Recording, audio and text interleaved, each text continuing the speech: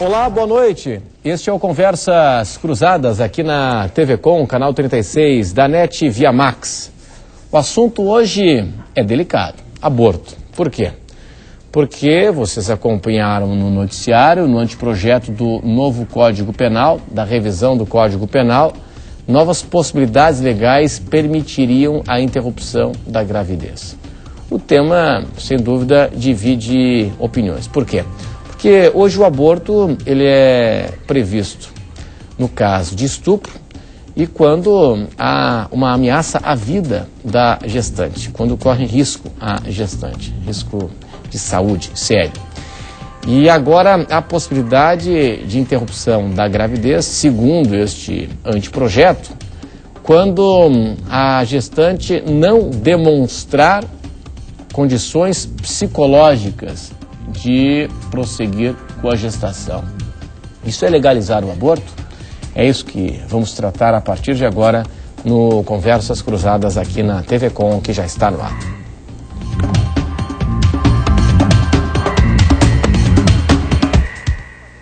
Você em casa pode participar do debate no e-mail conversas@tvcom.com.br. Também estamos no Twitter, twitter.com/conversastvcom, e a sua opinião, se você quiser ligar para dar a sua opinião, faça pelo portal de voz da TV Com, o telefone é 84010385, você digita 5, a opção 5 no teclado do seu telefone e manda a sua mensagem. O custo é de uma ligação para telefone celular, você não precisa colocar o DDD 48 na frente.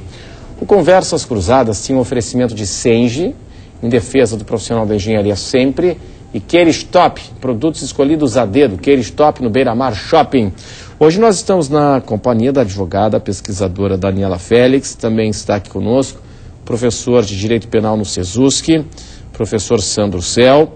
O programa recebe também o pastor, historiador Everson Mendes, e ainda está aqui conosco a psicóloga Lara Beatriz Fuch.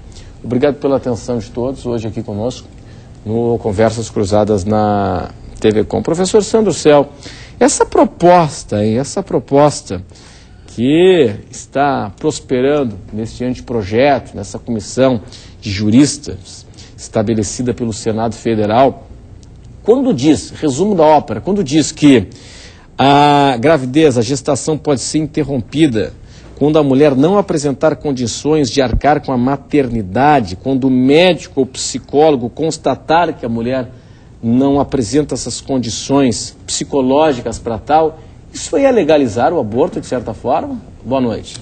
Boa noite. Bom, boa noite aos demais componentes.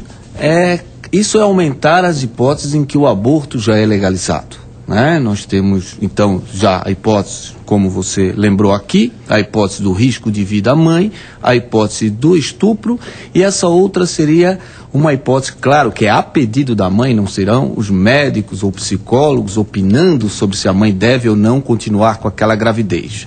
Mas, em havendo manifestação da mãe nesse sentido, e não for indicada essa gravidez, mas aí todo um problema, porque quem é que vai dizer que não é indicada essa gravidez? E aí, sem dúvida, até pelo anteprojeto que está hoje, que pede, depois de botar essas modificações na lei do aborto, para revogar os artigos do Código Penal que proíbem o aborto, seria de fato uma legalização, né? Uma legalização do aborto, uma legalização de direito, uma vez que a legalização de fato já é bastante presente na nossa sociedade. Bom, Daniela, e a tua opinião, hein? O projeto está em consonância com aquilo que está hoje na nossa sociedade, com os tempos modernos? É um avanço? Se avançou demais? Se avançou de menos? Qual é a tua opinião, hein? Boa noite. Boa noite a todos. Bom, primeiro a gente tem que pontuar que colocar no Código Penal essa possibilidade, ou retirar o aborto, em alguns casos, do Código Penal, é uma conduta de descriminalização, né? A gente vai tirar do Código Penal para passar para a tutela de outras esferas do direito.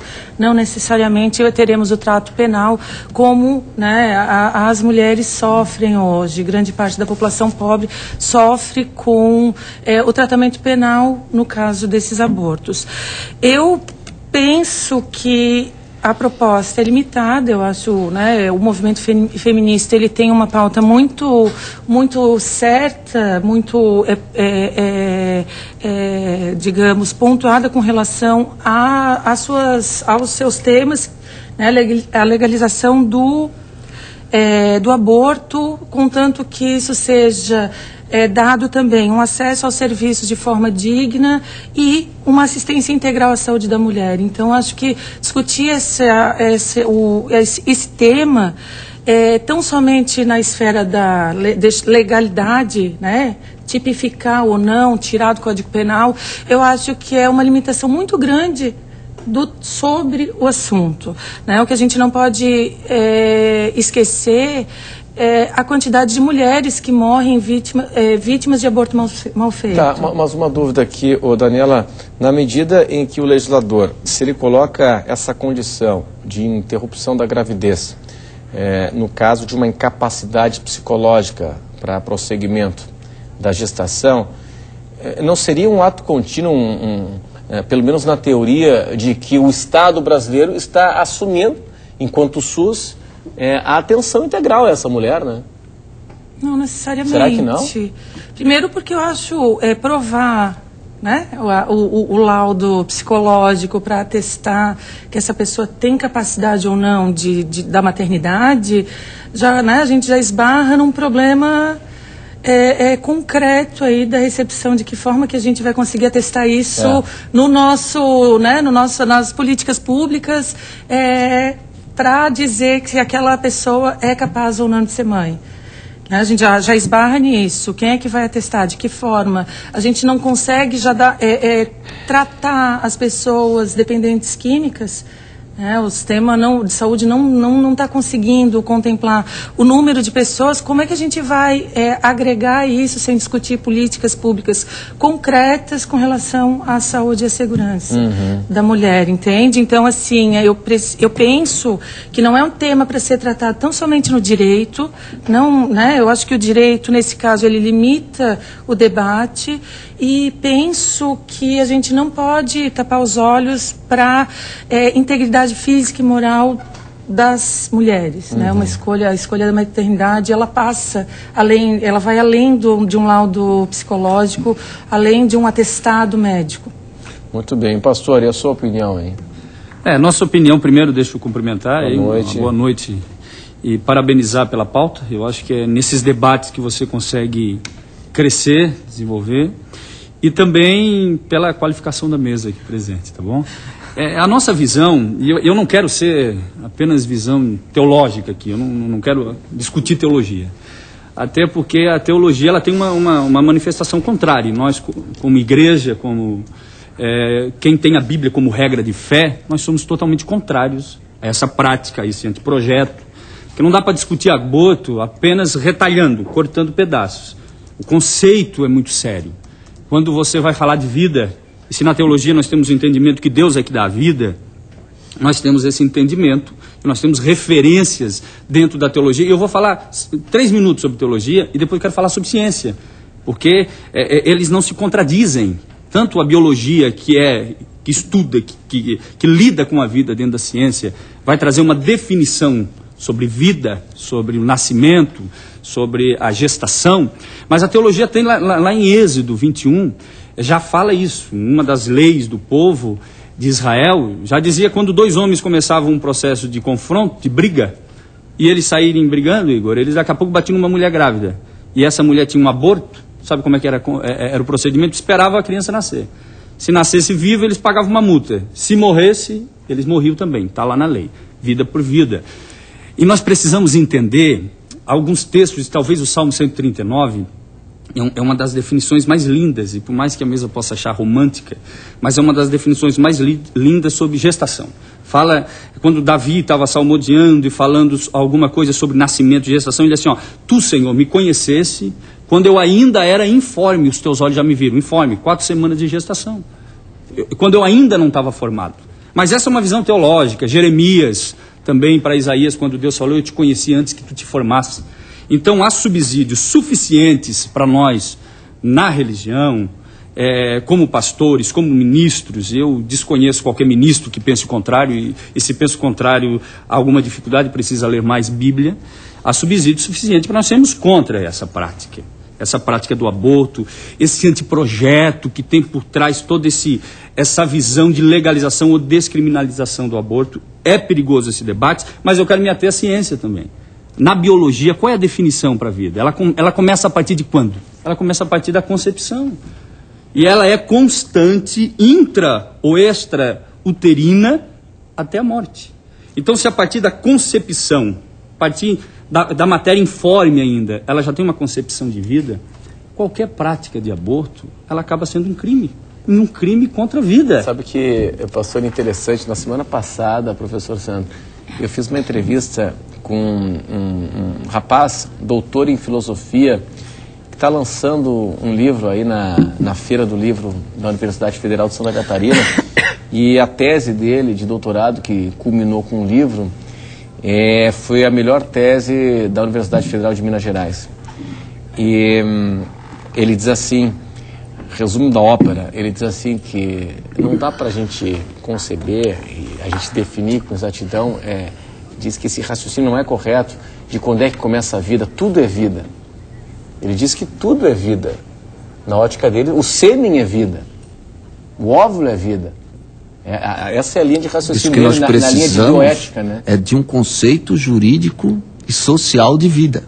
Nós não podemos trabalhar com o conceito da biologia, porque esse conceito também não é um conceito científico, é uma escolha de você dizer que começa a partir de fecundação ou de qualquer outro processo, é também uma escolha porque os componentes já são vivos. Então, o que está em debate é como que nós, sociedade brasileira, a partir dos nossos valores, dos nossos princípios e limites constitucionais, vamos definir vida para que nós possamos usar na sociedade. Não é um conceito que nós pegamos de fora como se fosse um conceito colhido. Ali está a vida e como é que a vida entra. A vida é um conceito construído, tanto quando ela começa no direito, como quando ela acaba no direito, são construções. Tanto é que o corpo morto ainda está doando órgãos. Ou seja, essas definições não são homólogas às definições da biologia. São escolhas políticas e sociais dizendo a vida começa agora. Por exemplo, dentro do projeto está também as 12 semanas. Sim, sim. Que até as 12 semanas a mãe poderia praticar o aborto. Por que 12 semanas? Claro que tem alguma fundamentação sobre a formação do cérebro, sobre a não formação, mas é claro que é um momento arbitrário. Mas nós não recebemos ordem da natureza a não ser numa visão religiosa. Nós criamos as nossas próprias leis, as nossas próprias ordens. É isso que está se discutindo numa Constituição laica. Então nós podemos definir para nós o momento que a vida começa, ainda que não seja igual ao da religião, igual ao da biologia, ou igual àquilo que nós vamos pensar daqui a 200 anos, quando tivermos mais equipamentos. Mas nós temos um conceito, nós temos uma referência, que até então sobreviveu a todo esse tempo, o conceito da biologia, do entendimento da vida a partir da concepção. Tá, mas eu quero e nós, em busca dessa nova adequação do direito, dessa nova visão de direito, a gente não pode ignorar isso que até então esteve. Porque, Igor... Deixa eu te dizer uma coisa, a codificação, a tradução dos costumes... num Código Penal ou na legislação é um fruto da Revolução. Mas eu não discuto. É do Estado moderno. Mas então, eu não discuto nós dissemos o que pode ou não ser crime. Se a sociedade hoje consensuar que homicídio não vai ser mais crime, a gente pode descriminalizar a conduta do homicídio. Mas nós temos referências que consideram o homicídio crime. Nós temos referências que consideram o aborto crime. São referências da biologia, da teologia, que seja, mas são referências que nós não podemos desconsiderar nesse debate. Eu acho que a busca desse anteprojeto, que eu considero até criminoso nesse sentido, porque nós precisamos entender, e quando a doutora ela menciona que a mãe tem esse direito, o período da gestação, da gravidez, mas nós precisamos compreender que a mãe ela não é agente ativa na gestação. Isso passa batido no debate. O bebê, o feto, é o agente ativo da gestação. É o feto que decide a quantidade de líquido que ele vai ter, a formação da placenta. Tanto é que se um bebê dentro de uma mãe sem a placenta é colocado para fora. Porque ele não é, ele é um ser próprio, já na sua concepção. É ele que decide o período da gestação e quando ele vai nascer. Então ele é o agente ativo, a mãe é a agente passiva. Mas alguns detalhes que nós precisamos compreender é que muito dessa relação do aborto, muito dessa relação, isso tem fundo, Igor, isso tem um fundo não só com a questão do estupro, que é 0,03 ou 4%, eu não sei o dado estatístico correto, mas tem um fundo com prostituição, tem um fundo com sexo fora do casamento. Então, isso tudo, quando você... Não, nós só queremos discutir essa questão do projeto penal. Não é. Isso tem um pano de fundo social muito grande nessa questão da prostituição. Sim. Quando você tem noção de se nós temos mais de 1.400.000 vítima de aborto mal feito? É a terceira causa de morte para mulheres de aborto. Exato. É a terceira causa de morte. É problema de saúde pública? Eu concordo. Tem que ser feito o debate? Concordo. Agora, não o debate que nós vimos por aí, que muitas vezes colocam-se 3 folhas de revista e jornal defendendo o aborto e no finalzinho botam um rodapé de um bispo, de um padre, de um pensador contra o aborto. É igualitário. Vamos sentar e vamos discutir. Religião tem referências, tem parâmetro para discutir o aborto. Olha, a partir de um Estado laico, eu acho que o debate religioso não deveria ser um dos agentes ativos nesse debate. Não, pelo contrário, eu acho que tem que trazer a religião, tem que trazer todos os segmentos, com igualdade de tempo e de espaço, para a gente discutir esse assunto com a seriedade que ele merece. A religião só está entrando na pauta em função da questão política. Sim. Foi assim na campanha eleitoral também, né?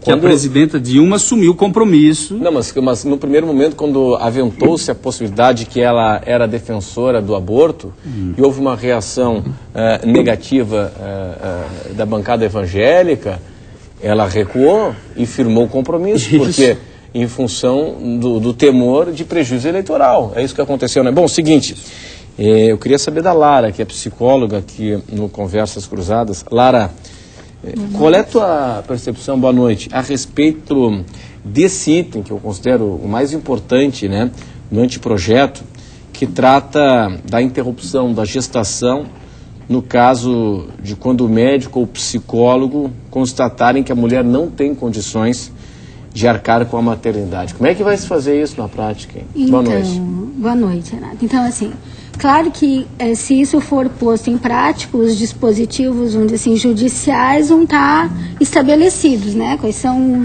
os encaminhamentos para se estabelecer o atestado médico ou psiquiátrico ou psicológico.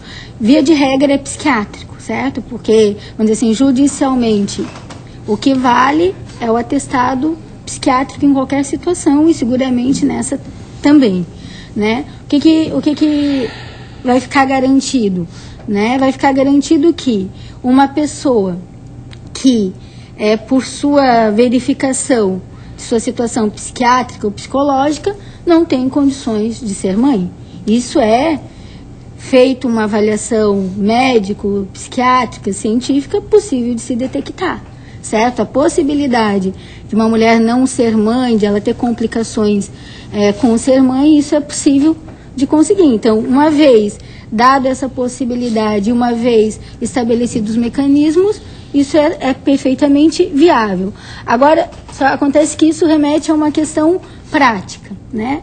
Hoje mesmo, se não me engano, no Jornal do Almoço, apareceu a situação do sistema de saúde aqui em Florianópolis. Pessoas, né, em filas, esperando, sem ser atendidas, que vêm do interior do estado, ficam nos corredores dos hospitais. A gente sabe que a nível nacional não é diferente. No Jornal Nacional também vem sendo feito várias, vamos dizer assim, né, relatos, declarações de hospitais de pessoas 30 dias esperando para fazer cirurgia, né, com até depoimento de enfermeiros dizendo que pessoas com risco mesmo de vida. Quer dizer, se o nosso sistema de saúde é assim precário, como é que vai ser viabilizado para começar esse procedimento de avaliação, para continuar todo o dispositivo necessário para se realizar o aborto? Como é que, como a Daniela disse, a justiça, a lei por si não vai garantir esses dispositivos de saúde tem pública. Tem o prazo, né? 12 semanas. Então, quer dizer, tem todo esse problema aí que não vai ser resolvido com um encaminhamento ou uma resolução de lei, né? Então, tem esse problema. O outro problema é que, bem, uma mulher submetida, seja numa situação de aborto terapêutico, quer dizer, um aborto que seja realizado porque ela não tem as condições de ser mãe, né? Ou seja, por questões físicas, como está posto ali, né? Que uma coisa é o aborto ali terapêutico, em que, né? Porque a criança possa nascer com um problema muito grave, Ou risco de saúde ou a risco ela. de saúde a ela, ou até de morte. Mas isso já existe. Risco de saúde a ela já existe. Mas o tempo que o judiciário leva para decidir uma causa dessa, a mulher... tem um caso, na quarta-feira, se eu não me engano, vai ser julgado no STF uma ação direta de preceito, a DPF. Descumprimento de preceito fundamental. Isso. E que é de um caso de aborto, pedido de aborto de um feto anencéfalo, e tem um documentário até feito pelo Instituto Anis, que fez todo o acompanhamento. A criança nasceu morta e Esse é porque é um caso não previsto, né? Porque não está previsto na lei. Entendeu? Foi feito um pedido antecipado, antecipação da tela, tudo, foi lá, o judiciário cassou, o Ministério Público entrou com recurso, entendeu? Ela teve os 9 meses de gestação, a criança nasceu... morta, nasceu e morreu e foi enterrada. Essa seria uma hipótese que seria Como no caso colocada. da menina de 9 anos, que um tempo atrás ocorreu, que estava grávida de gêmeos, né? Então, assim, se esses casos, né, tiver uma, vamos dizer assim, a avaliação médico, um encaminhamento médico, quer dizer, a gente tem que considerar, se a gente for considerar em situação concreta, de que vida que se está falando também, né? Porque assim, vamos dizer assim, uma pessoa que está no risco de morrer porque vai ter uma gravidez, levar uma gravidez adiante, tem uma vida aí, tem 2 vidas, a gente pode dizer. Mas Não, esses então, fatos, assim, vamos dizer assim, ó, só o reconhecimento já é uma grande coisa, porque ninguém precisa de alvará judicial para interromper uma gravidez de estupro. É porque alguns hospitais inventaram isso, mas a lei não exige nem com risco de vida. Isso é uma decisão do médico. O médico não precisa consultar o juiz para decidir em risco da mãe. Ok? Claro. Porque isso não é crime, isso é uma causa de descriminalizada, é uma causa de antijuridicidade. Então não precisa pedir para o juiz. Eu precisaria pedir para o juiz um alvará numa decisão se um feto sem cérebro, porque a lei não prevê, e eu peço para o juiz interpretar se aquilo também está dentro da lei ou não. Sim. Agora, risco de vida à mãe e gravidez resultante de estupro não é um problema de até quando que o SUS vai constatar, até quando que a delegacia vai constatar. Sim. Não precisa, basta firmar com testemunhas que foi de estupro, sob pena de crime, e que o hospital tem que fazer. Pessoal, eu preciso chamar um intervalo comercial e eu queria discutir também o seguinte. Essa avaliação, vamos imaginar aqui a situação de esse anteprojeto ser aprovado no Congresso Nacional. Essa avaliação psicológica, ela é técnica ou ela abre espaço para subjetividade também? Chega uma gestante e diz, olha, doutor, é o seguinte, eu tenho 3 filhos, eu não tenho condições de... Eu não quero ter um filho, mais, não tenho condições de manter um 4º filho, uma 4ª criança, eu trabalho, sou sozinha. Isso é um quadro absolutamente brasileiro, né? Isso é um quadro brasileiro. E se ela demonstra isso, olha, não tem condições, doutor, eu não quero mais, não tenho condições, nada contra a criança, eu gosto, mas não tenho condições físicas. Eu não tenho condições físicas, monetárias, financeiras. Isso por si só é uma demonstração de incapacidade psicológica ou apenas monetária, financeira? E ainda, um assunto que eu quero discutir também daqui a pouco, depois do intervalo. Por exemplo, hoje eu entrevistei um diretor do ICOM, que é um instituto comunitário aqui da Grande Florianópolis, faz um trabalho muito bacana de indicadores, de levantamentos sociais. E amanhã o ICOM divulga o estudo Sinais Vitais sobre palhoça, infância e juventude. E o que ele me disse, isso é estatístico, o que ele me disse é o seguinte, essa história aí de diminuir a taxa de gravidez, enfim, no Brasil, bom, isso acontece, é estatístico, IBGE. Agora, nas classes D e E, não é essa a realidade. Não é essa a realidade. A gente foi lá em Palhoça, Brejaru, Frei Damião, e diz que a realidade é o seguinte, né? É a mãe mantenedora do lar, é mãe solteira, pai ausente, e 3, 4, 5 filhos, a criança de 8 está cuidando de bebê, e enquanto que a mãe está fazendo faxina. Essa é a realidade aqui do lado. A gente vai para o intervalo, até já.